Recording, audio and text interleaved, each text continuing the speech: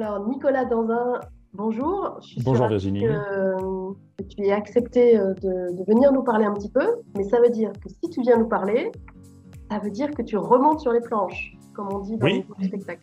tout à fait. Merci de ton invitation. C'est avec plaisir, hein, en plus pour pouvoir échanger ensemble. Je remonte à partir du 24 novembre, tous les mercredis pendant 5 semaines, dans le même théâtre que l'année dernière, théâtre Darius Milhaud dans le 19e arrondissement de Paris. Donc, c'est l'occasion pour les personnes qui n'ont pas pu nous voir, me voir sur scène, de venir. Et puis, on va essayer également de faire une captation vidéo pour prolonger ce spectacle éventuellement dans d'autres théâtres ensuite en 2022. Donc, l'aventure continue, j'ai envie de dire. Donc, ta pièce de théâtre, elle s'appelle Père Ampsion, Voilà, tout à fait. et donc ça parle d'infertilité, de gamètes, de traitements médicaux, tout ça, tout ça. Oui, en fait, il y a un personnage que j'incarne qu'on suit, je dirais, qu'on prend à la naissance lui-même, pour le coup, jusqu'à l'âge adulte. On se focalise plutôt sur l'âge jeune adulte que sur les étapes précédentes, mais on part de sa naissance, on va dire.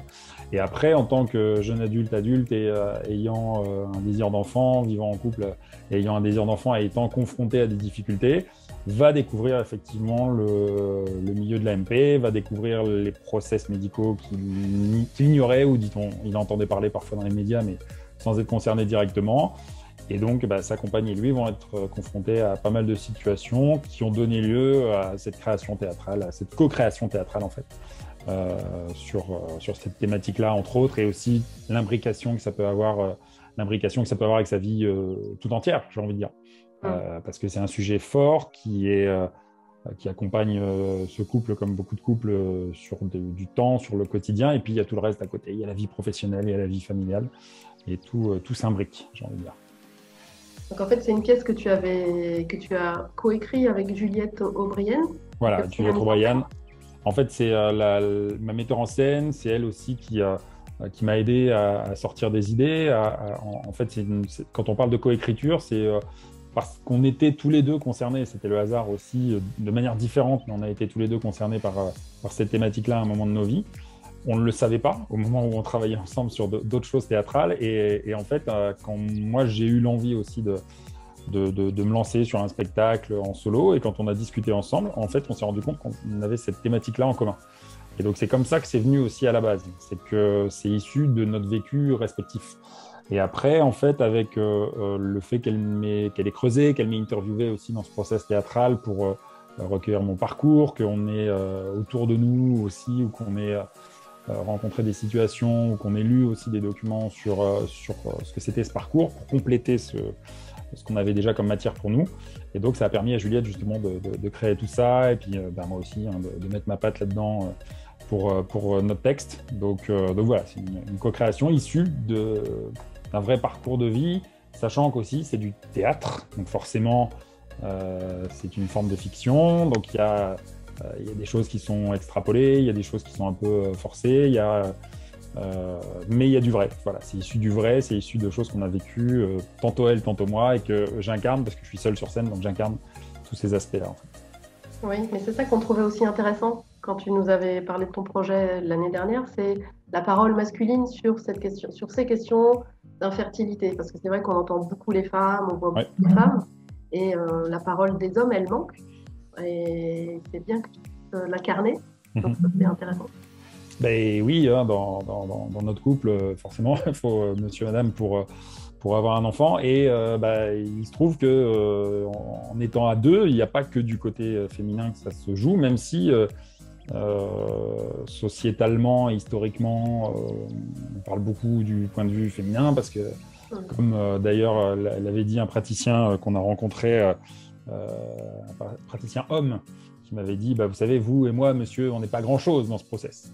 Donc, ça se joue surtout du côté de madame. Donc, bon, après, c'est plus ou moins vrai. Après, bon, c'est un spécialiste du sujet, mais il n'empêche que il y a quand même toute la partie masculine, médicalement parlant, biologiquement parlant, psychologiquement parlant aussi, et puis qui fait écho forcément en miroir au parcours de la compagne. Parce que c'est pas que focus bien sûr sur la personne, sur le personnage masculin, hein. Il y a un écho forcément de ce qui se passe aussi chez madame, mais oui, c'est principalement ce point de vue-là. Donc c'est vrai que Il y a, on espère, cette forme d'originalité aussi pour se dire c'est une parole qui n'est pas très incarnée jusqu'à présent et qui est importante parce que à la fois, c'est un sujet, quand on est dans un parcours d'AMP qui a des interrogations de la souffrance, c'est aussi des interrogations des souffrances masculines. C'est aussi peut-être, je dirais quelque part, de déculpabiliser la part féminine. Si on se dit, bah, ça joue que chez les femmes, machin, bah non, pas forcément, c'est un process à deux, donc c'est intéressant aussi, je pense, d'avoir le point de vue masculin de cet angle-là, en tout cas. Et donc, vous avez déjà fait des représentations l'année dernière entre un confinement et un autre confinement. Et donc, les spectateurs, les gens qui viennent, c'est plutôt des gens qui viennent pour le théâtre en général ou des gens qui viennent parce que c'est ce sujet-là qui les intéresse ou vous avez pas... Les deux, après, c'est le bouche à oreille de l'entourage, de l'entourage, de l'entourage. Et c'est les deux sujets, j'ai envie de dire. Et aussi, quelque part, et c'est ce qu'on s'était dit aussi, toi et moi, l'année dernière, mais c'est qu'en fait, dans l'entourage, on se rend compte que c'est un cas de figure qui est de plus en plus vrai, malheureusement, que les gens y sont confrontés de plus en plus nombreux.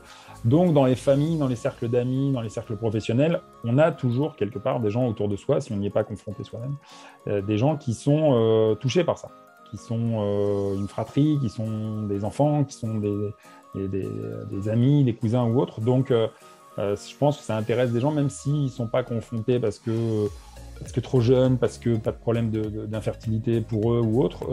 Je pense que c'est un sujet qui interpelle toutes les personnes qui sont dans ce process d'avoir des enfants, que ça marche ou que ça ne marche pas, et qui sont concernées soit directement, soit de plus loin. Mais en tout cas, c'est un sujet de société qui est très partagé.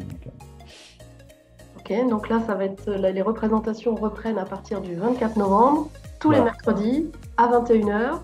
Tous les mercredis à 21h, donc jusqu'au 22 décembre, on va quasiment arriver à Noël. C'est à 21h dans le 19e arrondissement de Paris. Donc en semaine, ça va pas être forcément évident pour les personnes qui viendraient nous voir de plus loin. Malheureusement, c'était une date qui était un petit peu compliquée, mais on n'avait pas 50 choix différents. Mais pour ceux qui viennent, en tout cas, le spectacle dure 1h, 1h05, donc vous n'allez pas repartir au bout de la nuit non plus, si c'est une inquiétude. Donc ça commence à 21h, mais ça finit pas très tard, ça dépasse à peine 22h. Voilà, avec quelque chose qu'on a essayé de...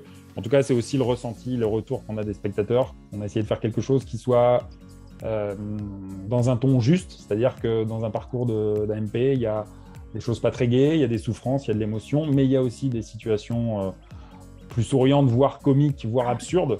Donc, on a essayé aussi de traiter tout ça. C'est pas, on n'écarte pas l'émotion, on n'écarte pas les souffrances. Et en même temps, comme dans beaucoup de choses de la vie, je dirais, il y a des moments heureusement plus souriants, plus comiques, plus absurdes éventuellement, qui font qu'on enlève aussi un peu de pression par rapport à des situations comme ça.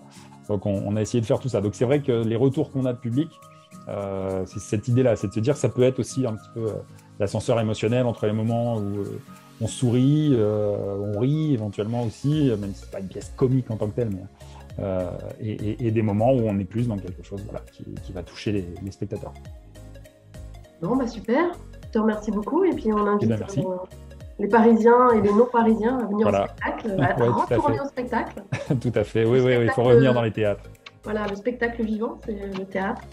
Donc, exactement, et c'est comme les personnes avec le masque, le pass sanitaire, toutes les précautions, les théâtres sont des lieux sûrs, donc autant que les restaurants ou les transports publics. Donc oui, allons au théâtre tous ensemble et n'hésitez pas à venir pour ce spectacle, avec grand plaisir pour vous accueillir sur le théâtre Darius Milhaud. Merci beaucoup, Nicolas. Merci Virginie.